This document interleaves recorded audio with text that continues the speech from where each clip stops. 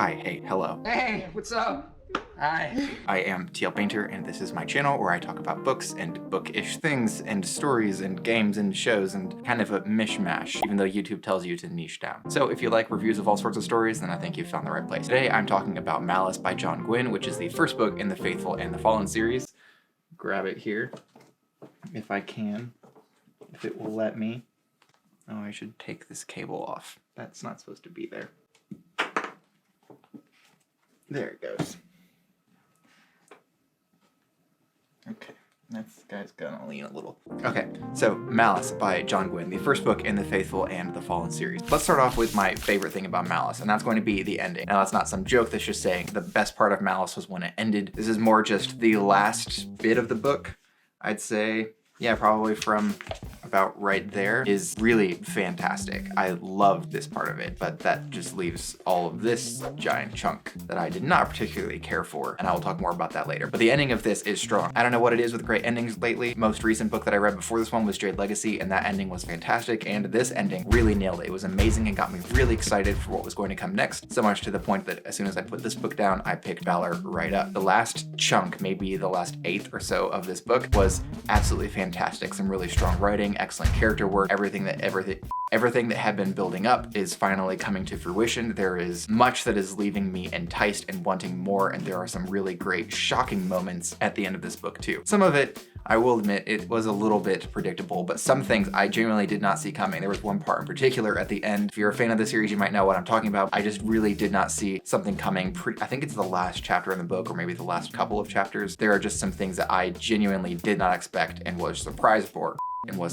by. Definitely a really strong ending, and the ending is my favorite part of this entire book. But I do have criticisms, and I do need to get to those. This book could have been an email. Okay, probably not an email, but it could have been substantially shorter, like a novella. And I think that that chunk of the book that I said I didn't particularly enjoy, it was written fine. There weren't any significant problems with the writing. It's just that it didn't contribute enough to the story to justify its existence, as opposed to just having this last chunk of the book that I really enjoyed being the beginning of Valour. I feel like that would have made a lot more sense, and I would have enjoyed that more than reading what basically felt like a very lengthy prologue where a lot happened, but also a lot didn't happen, and I always felt like I was waiting for the story to get started, and the story finally started right as the book closed. If I had read this book before the other books were released, I don't know if I would have picked up the rest of the books in the series, because even though it left me wanting more, I would have been sitting there wondering, but am I gonna get more of the same? Because I don't want to read this chunk of the book again. That's probably my biggest gripe with it, is I kept waiting for the story to get started. Think of it as if you were to read, let's say Lord of the Rings. Let's say you were to read Lord of the Rings, and Lord of the Rings started out with another book that is the length of The Hobbit, that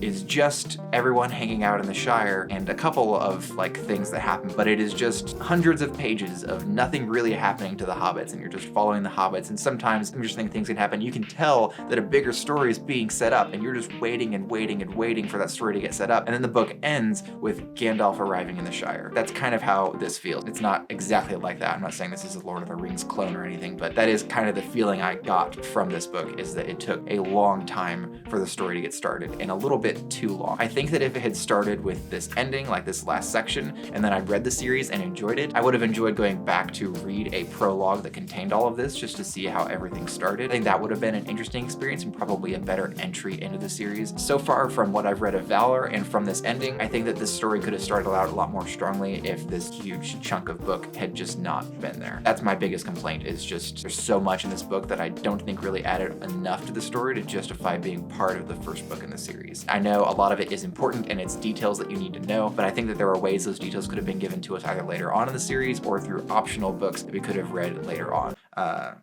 think, what was I saying? I completely lost my train of thought. Anyway.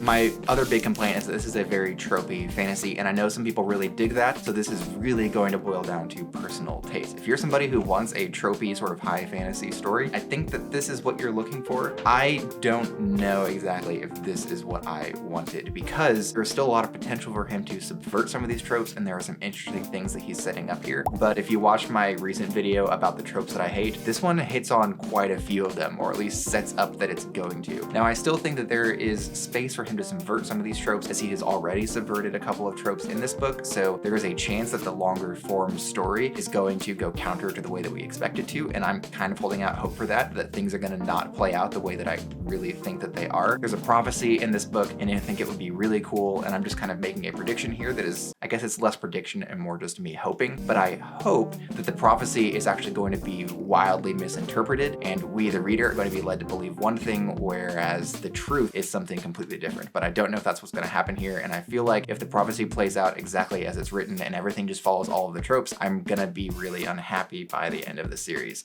Now, if that happens, you're watching this, don't tell me that. I want to find out through reading it, and then I will talk about how I feel about the series. But for me, I feel like even though this book itself is very tropey, it's entirely possible that the series is not going to be as trope-riddled and will, in fact, subvert many of these tropes that have been set up. So I'm holding out hope for that. We have an animal companion in this book, and I mean, that's enough for me to want to continue reading the series. We have actually more than one animal companion. There are two that really stand out. One that is like at the forefront and is following one of our viewpoint characters around, and I love it. I thought that it was done so well. There were so many moments here that almost gave me the same vibes that I'd gotten when I was much younger, reading fantasy stories that had animal companions. And I am really excited to see this animal companion story kind of continue to unfold. That is a trope that I do like, if it is considered a trope. I don't know what's a trope and what's not anymore. I'm just taking a gander. I'm going to talk about his writing. One thing I want to say is that there is a lot of the writing that I do enjoy at the end of the book. It feels almost like the ending of the book was maybe written when he was just really in a writing mood, and he nailed it. The ending of the book, again, is so incredible, but the rest of the book felt very drawn out. I don't really like the way that some of the book was actually arranged. In particular, the beginning I found to be pretty confusing, and I don't know if I was just missing something or if there's some weird time magic going on, but we were constantly cutting in and out of chapters in the middle of things and then basically going back in time to see what was going on, and some chapters took place over like a single night, and then other chapters would take place over the course of what seemed like weeks or several days or something like that, but they would keep interrupting each other, and it was really confusing and kind of jarring to jump back and forth between those. I kind of saw why he did it. Some of those chapters ended on really exciting notes and you wanted to go back to that exciting moment, but especially at the beginning I felt like it was really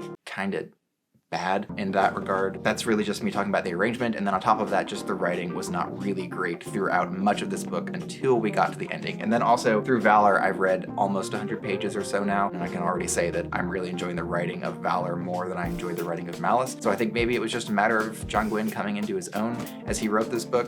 I don't know exactly what happened there, but the first chunk of the book, but the vast majority of the book, I just didn't really like the writing of. There were some really cool writing moments, but there was also some kind of clunky things and some dialogue that felt forced and unnatural. But again, I just want to say that ending was fantastic, and I think it more strongly exemplifies what John Gwynne is capable of when it comes to writing. So I'm looking forward to the rest of the series, even though I didn't particularly enjoy much of this book. With all of that considered, let's talk about my overall rating, but before I do that, I just wanted to let you know that you can like, comment, and subscribe, all at no cost to you, which is just fantastic. You can support me for free. Cool, thanks. If you don't support me for free, that hurts my feeling. The one that I have. The one feeling. And on top of that, my new short story released in February called Beneath Magenta Rain. It's about a 1.5 hour read or so. You can read it on Kindle. If you have Kindle Unlimited, you can read it for free. Otherwise, it is $3.99 on Amazon. It is a quick story set in a cyberpunk universe about an individual at the lowest class of society who is trying to escape his enslavement at a brothel in a grimy neon city. So thank you for considering doing that, and I would love to hear your feedback on that. Even if your opinion was negative, I want to hear it, because opinions are subjective, including the one that I'm giving to Malice. Not a big fan of this specific book. Loved the ending, but most of the book itself I kind of had a hard time getting through, and there were some parts that were extremely slow and even confusing, but not in a sort of good, interesting, and fascinating way, but more in just a why did you make that choice to split up the chapters here kind of way. I'm gonna end up giving Malice 3 stars, mainly because the ending really redeemed it for me. The ending was really strong, and also the animal companion, of course, redeemed Malice for me. So 3 stars. I felt like it was kind of average, very tropey sort of fantasy, and tropes aren't really what I'm looking for in my books right now, especially because I didn't get to read as much as I want to. I'd like to read something a little more unique. But again, The Faithful and The Fallen totally has a chance to redeem itself with subverting even more tropes than it already has with Malice, and I'm looking forward to seeing if that is what happens. So many people really love this series, so I feel like these tropes kind of have to be subverted, because I don't think that it would get as much praise and love as it does if it was 100% predictable and told you from the beginning how the story was going to end. I am looking forward to seeing how everything plays out and reading the rest of the series. Malice, ultimately just kind of average in my opinion, but I feel like I'm going to enjoy the rest of the series a lot more.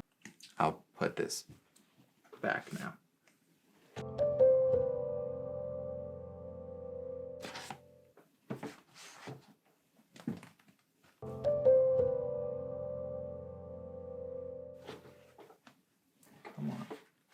Thank you so much for taking the time to check out this video. I really appreciate it. You can check out my short story with a link in the description, and if you want to watch another video from me, you can do so by clicking up here. And until next time, bye.